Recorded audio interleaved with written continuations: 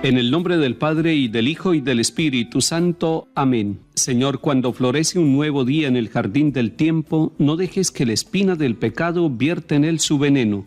El trabajo del hombre rompe el surco en el campo moreno. En fruto de bondad y de justicia convierte sus deseos.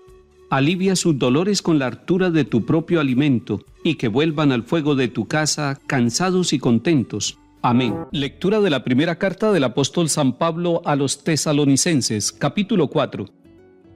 Hermanos, no queremos que ignoren la suerte de los difuntos, para que no se aflijan como los hombres sin esperanza.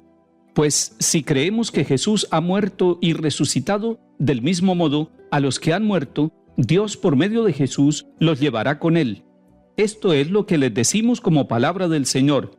Nosotros, los que vivimos y quedamos para cuando venga el Señor, no aventajaremos a los difuntos, pues Él mismo, el Señor, cuando se dé la orden, a la voz del arcángel y al son de la trompeta divina, descenderá del cielo, y los muertos en Cristo resucitarán en primer lugar. Después nosotros, los que aún vivimos, seremos arrebatados con ellos en la nube, al encuentro del Señor en el aire, y así estaremos siempre con el Señor. Consuélense, pues, mutuamente con estas palabras. Palabra de Dios, te alabamos, Señor. San Pablo, en esta carta, está enseñando a la comunidad de Tesalónica sobre un tema fundamental, el tema de la muerte. Si hay un tema que cuestione nuestra vida, que ponga interrogantes, que nos haga preguntas sobre lo que nosotros pensamos y sobre lo que piensan los demás, es el tema de la muerte. Pero no debemos buscar respuesta en muchos puntos, debemos buscar la respuesta en lo que nos enseña el magisterio de la Iglesia, en el catecismo de la Iglesia, pero busquemos también la respuesta en la misma palabra de Dios. Y San Pablo sale a nuestro encuentro para darnos una respuesta. Y lo primero que dice es que no quiere que nosotros continuemos en la ignorancia sobre los muertos. Está hablando de una ignorancia que tienen muchas personas sobre los difuntos, sobre los familiares. ¿Qué pasará con ellos? ¿A dónde van los muertos? ¿De qué se trata el final de nuestra vida? ¿Qué irá a pasar con nosotros después de muertos? ¿Y qué pasará con nuestros familiares y con todos aquellos que han vivido y ya murieron, aquellos que ya probaron la muerte? Tenemos que mirar al Señor y tenemos que mirar la palabra que San Pablo nos da. Y San Pablo nos dice, no se aflijan como los hombres sin esperanza. El primer punto para acercarnos al tema de la muerte es la esperanza. Sin esperanza nosotros diríamos, la muerte es el final. Sin esperanza nosotros diríamos, la muerte es un fracaso. Sin esperanza nosotros diríamos, no hay respuesta dada para la muerte.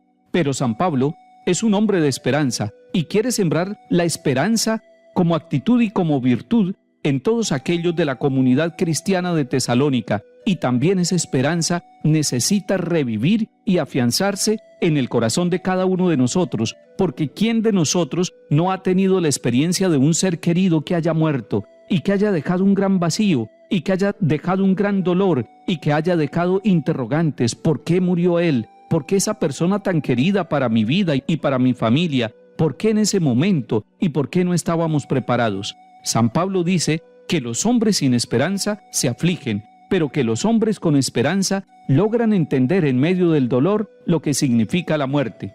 Y el centro de la respuesta de San Pablo está en Cristo Jesús, que murió y resucitó.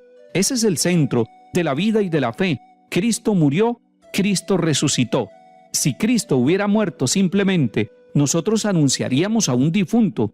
Estaríamos hablando de alguien que no ha logrado responder al tema de la muerte. Pero el Señor Jesús resucitó, y es el único que ha resucitado, y lo vieron los apóstoles, y comió con ellos, y les mostró las heridas de las manos, del costado, y les fue mostrando las huellas de la pasión, del dolor y de la cruz. Ese Hijo de Dios que resucitó es el que nos abre el camino a nosotros de la esperanza y de la vida nueva, de la resurrección, para nosotros que estamos vivos y para los que ya murieron. Y dice San Pablo, esto es lo que les decimos como palabra del Señor, no como palabra humana, no como un terapeuta que quiere consolar en el duelo a una persona, sino como una experiencia de vida. Cristo resucitó, y esa certeza nos anima a nosotros para seguir en el camino de la vida, incluso para llegar a la muerte, sabiendo que todos nosotros, cuando Él vuelva y nos lleve a nosotros con Él, estaremos siempre con el Señor. Esa es la esperanza. Los que ya murieron y los que tenemos que morir un día, tenemos una meta: estar siempre con el Señor. Salmo 95. Canten al Señor un cántico nuevo, cante al Señor toda la tierra, cuenten a los pueblos su gloria, sus maravillas a todas las naciones. Porque es grande el Señor y muy digno de alabanza, más temible que todos los dioses, pues los dioses de los gentiles son apariencia, mientras que el Señor ha hecho el cielo. Alégrese el cielo, goce la tierra, retumbe el mar y cuanto lo llena, vitoreen los campos y cuanto hay en ellos. Aclamen los árboles del bosque, delante del Señor que ya llega a regir la tierra, regirá el orbe con justicia y los pueblos con fidelidad.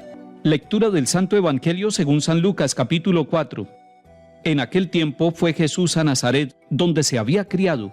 Entró en la sinagoga como era su costumbre los sábados, y se puso en pie para hacer la lectura.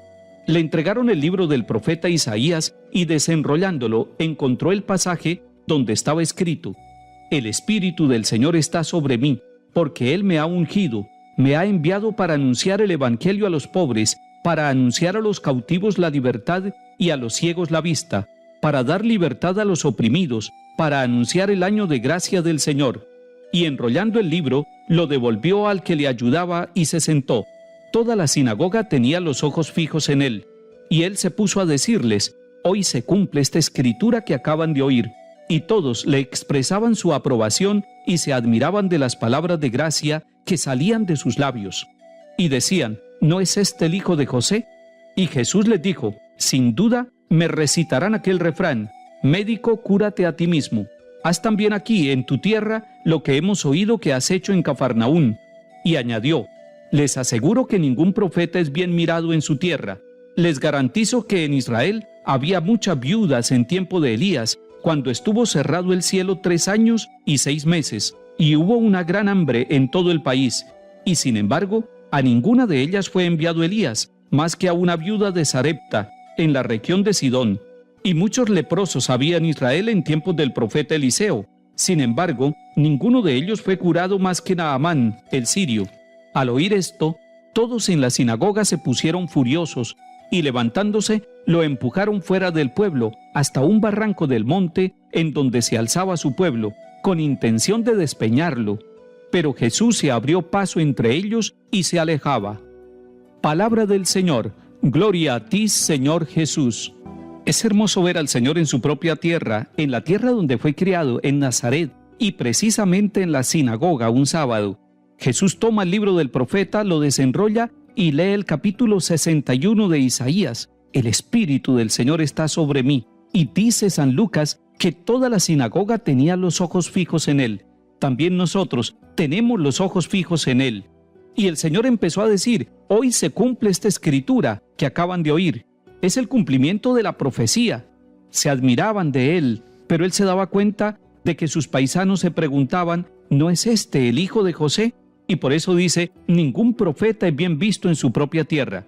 En tiempos de Elías, solamente una viuda extranjera es atendida por él.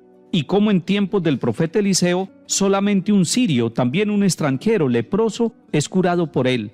El temperamento, la actitud de los que estaban en la sinagoga escuchando a Jesús fue cambiando. Les gustó el comienzo, se fascinaron al comienzo y se admiraron, pero después, cuando empieza a tocarlos a ellos y cuando empieza a decirles que el Evangelio se cumple para que toda la humanidad encuentre en Cristo la salvación, tratan de despeñarlo, se ponen furiosos, se levantan y lo empujan. De esta manera, entre la admiración y el rechazo, Jesús empieza su misión.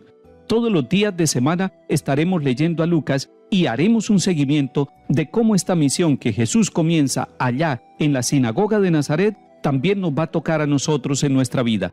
Que el Señor nos bendiga y acompañe, en el nombre del Padre, y del Hijo, y del Espíritu Santo. Amén.